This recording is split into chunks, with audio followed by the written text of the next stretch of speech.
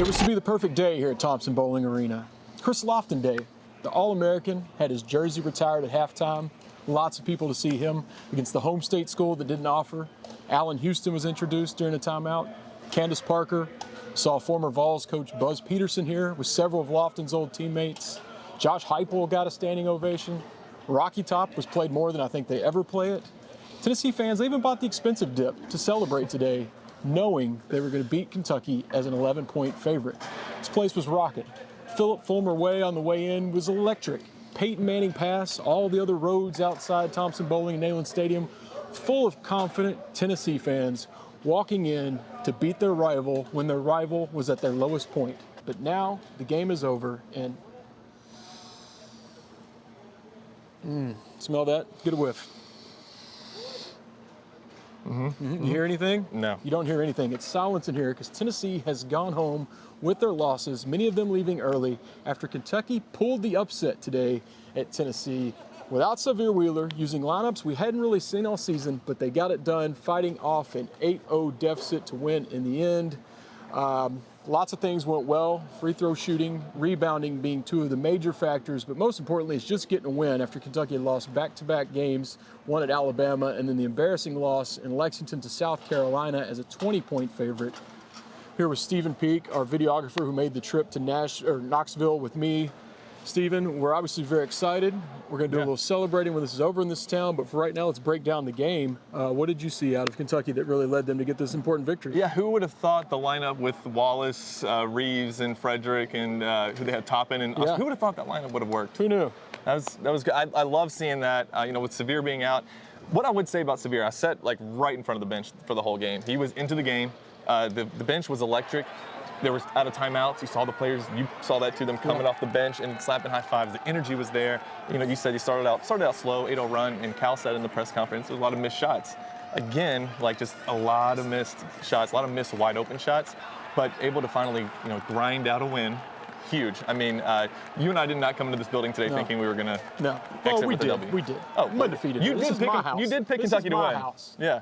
They're undefeated here still, right? Yeah. For you. Yeah, that's why I made the trip. I didn't come down here to see a loss, but it did start off ugly, and I'll admit, lost confidence right away. Yeah. Kentucky with a 5-second violation on the opening possession.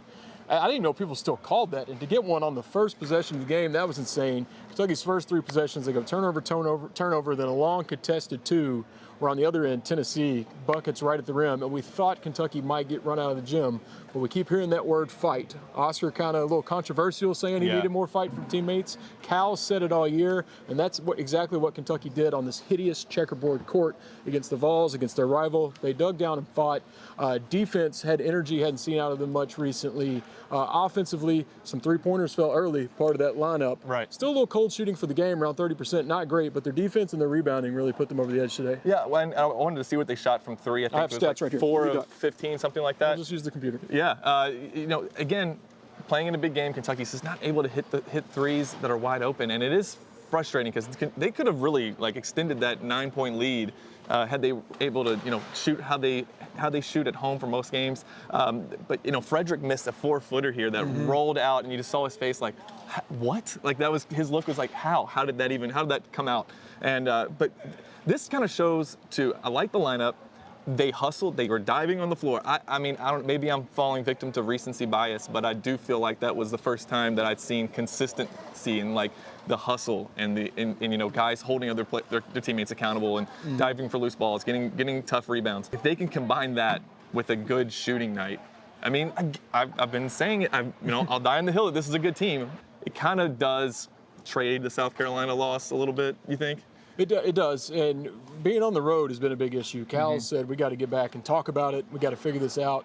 I almost wonder if this rivalry game and really Tennessee, Plavsic, I mean, that guy I think actually showed up for a fight, kind of pulled that out of Kentucky. They didn't have a choice. I mean, that guy, he's kind of an asshole in the basketball court, to be honest. Did you see the play where he pulled after the fact? Yeah, pulling guys down. Yeah. But I mean, Kentucky did not back down. Lance Ware especially. I thought Lance Ware was ready to go to the parking lot with him. With most of these fans here too at the end of the game. I think the way he played, the way this building was, student section was a big fan of the FU Cal chants. They were. I mean, Kentucky had no choice but to step up to this fight, and they did, and I think that's why they won today. Oscar, and Plavsic just all day were going at each other's throats. They both played a great game. Obviously, Oscar coming out on top, had the big offensive rebound and put back towards the end of the game. But I really think, I hate to be generic, keep using the fight word, but it was so good to see that here, and that's why they won. Shooting 18 for 51 is not why they won the game. Right. It's because they finally played with that energy and that enthusiasm they've been lacking all year. And whatever brought that out of them, thank you. I assume it was Tennessee, but they need that moving forward. Yeah, and again, they did not really play particularly well today. It was just, I know we keep using the word fight, Yeah. but that's what won them this That's what we've game. been hearing all year. Case and Wallace and Jacob Toppin, what did they combine for? 2 points, I think, something like maybe 3 points. So I mean, you got no production offensively. I thought Jacob played 0 points for Case and Wallace. Yeah, 0. I mean, Jacob had 8 rebounds. They did play pretty good defense. I know Kaysen got called for a foul, maybe left his guy once, but they played well. He also, hold on, he didn't travel, by the way, on that, whatever that was down here. That was not a walk. Now, they won, so this isn't going to sound like we're complaining, but man, the officiating was subpar. It was pretty terrible. What happened with did you get a good video replay of the Reeves elbow? I have several things I have to see again. My seat, great seat here, lower arena, but I was right behind the basket in several pivotal moments in the game. I just have no clue what happened. Yeah. So I'll have to dial back, that being one of them. Couldn't see the bench very well, so I couldn't see Cal almost the whole game. Yeah. But there were a lot of moments where questionable calls, a little bit of both ways too, but poor officiating. Yeah, for sure, both ways. But I mean, gosh, I felt like they would let them play, and then there would be a touch foul, and then, like you said, the walking call. I mean, and interjecting themselves into the game. Late in the game, got real whistle happy there at the end. It's like you kind of let them play all game. Speaking of whistles, Kentucky shot free throws really well.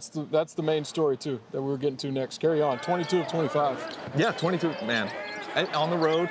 I mean, you think of so many games that Kentucky's played where they had slow starts, and then in the end of the game missed free throws, and you think about what their record could be can they come out and get? Why don't they get a big thing? You had a 7-point lead at halftime.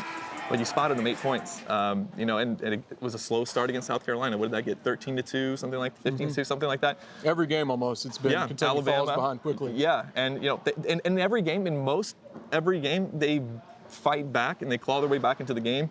This time, they were able to do that and combine with CJ Fredrick having 8 straight points in the first half. Oh, yeah. That really woke everybody up a little bit.